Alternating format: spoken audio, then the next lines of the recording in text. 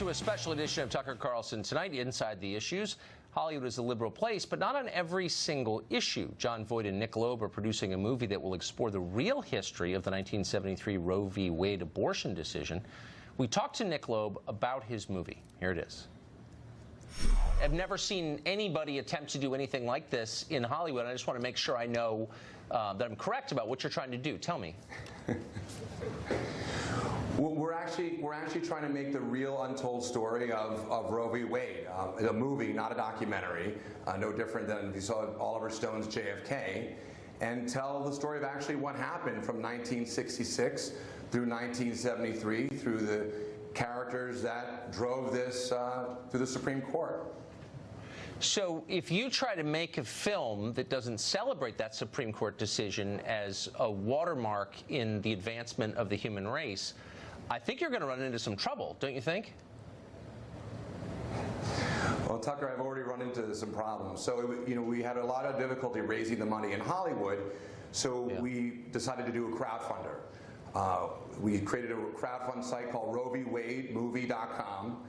And we launched on Facebook to try to raise money, and even Facebook tried to shut us down.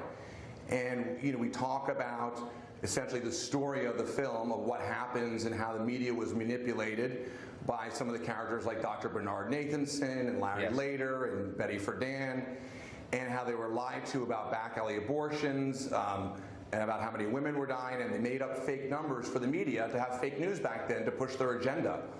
And a lot of the truth that we talk about in the film, a lot of people don't want that truth to come out. Tell us what Facebook did. On what grounds would they try and shut that down? What was their excuse?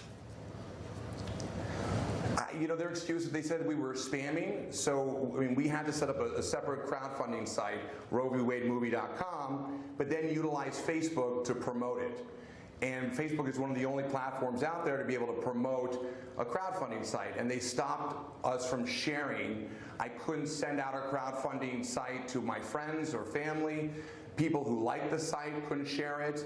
Dr. Alveda King, who came on as executive producer, was also blocked from sharing it.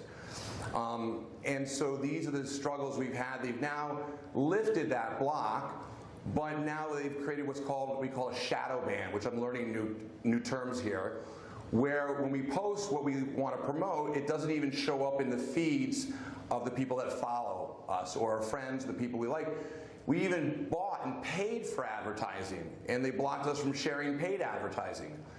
So it's been a struggle to get people to go to RoeVWadeMovie.com to support the film. Yeah, you picked the one subject on which no debate is allowed. Really quickly, why did you want to make a movie like this? Well, interestingly enough, Tucker, I was working on a movie about 1.5 years ago, and I have my own pro-life fight going on for life. And the director had read about an article I had written in the New York Times, and he approached me and said, do you want to read the script I've written, Roe v. Wade? I said, no one's really made this movie. And he said, well, there was a made-for-TV movie in '89, but it doesn't really lay out the truth and the facts. And he gave this to me, and I read it. And I was really shocked. Everyone in America has heard of Roe v. Wade, but no one really knows the true story of what led up to that. And I then went on to read about 40 different books and the bios of everyone from Norma McCorvey, who's Jane Roe, who converted to become pro-life, Sarah Weddington, the lawyer, Margaret Sanger, and found a fascinating conspiracy story. One fact, for example, I don't know if you know, 2 of the Supreme Court justices in the case had family members working for Planned Parenthood at the time.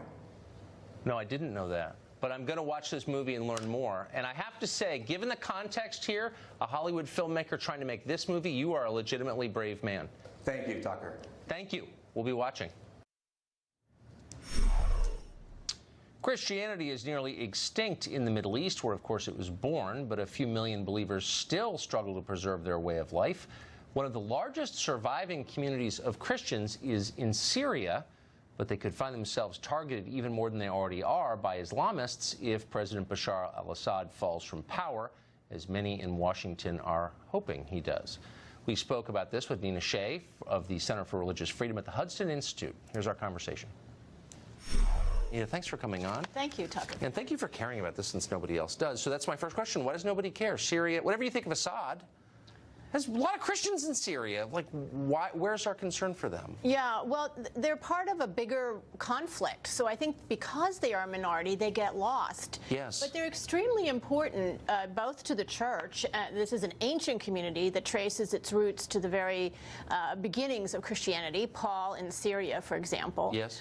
And they're also important for the region because they're modernizers. They have, this Christian community That's right. has brought modern education to Syria and the broader Middle East, modern medicine and hospitals, and also women's equality Yes. principles. There is no guardianship restrictions for these women. There's no issue about them driving. There's equal inheritance rights in the Christian tradition there. There's equal testimony in courts. They don't need their husbands or their guardian, their younger brother's permission to go to the hospital. They're liberalizers in the best sense. You really see this when you go to Lebanon. The Christians are a force for liberalization in the best sense of that. So why wouldn't this be a concern of the United States? Because we want that. It really should be, because also it's important to understand in context that Syria and Iraq, which, Syria, the Christians are down about 2/3 now, according to church reports. Iraq, it's over 80%. They have plummeted since the beginning of this century because of ISIS and because of conflict. So I assume we're letting a lot of Syrian Christians into this country, right? Wrong. Under Obama, with the expanded Syrian refugee program, the UNHCR referred to us 1% of the refugees were Christian. They formed 10% of the population of Syria. So it was disproportionately very, very low. So we're discriminating against Christians in the refugee population. Yeah, and it goes on to it carries over to the humanitarian aid. We gave $2 billion, Tucker, in aid to Iraq since ISIS, and about zero of it went to the Archdiocese of Erbil, the Chaldean Catholic Archdiocese of Erbil, which cared for most of the Christians that fled ISIS and were displaced. So upsetting. In our final seconds, can you, if our viewers want to help in some way, is there a responsible way to do that you're aware of? Well, there are groups like the Knights of Columbus or Samaritan's Purse, or Aid to the Church in Need, that are giving direct aid. Vice President Pence has made a policy change as of fall for our aid now, to half of our aid to be going directly to these minorities, to Christians and Yazidis in the region, and that is good. The funds are slow in moving, but the policy has begun to change. Well, good for Pence, and good for you for following this and bringing us that. Nina Shea, thank you from Hudson. The NAACP was founded to fight lynching. For decades, they fought race discrimination. Now they're campaigning against climate change. Huh? That's next on our Inside the Issues special.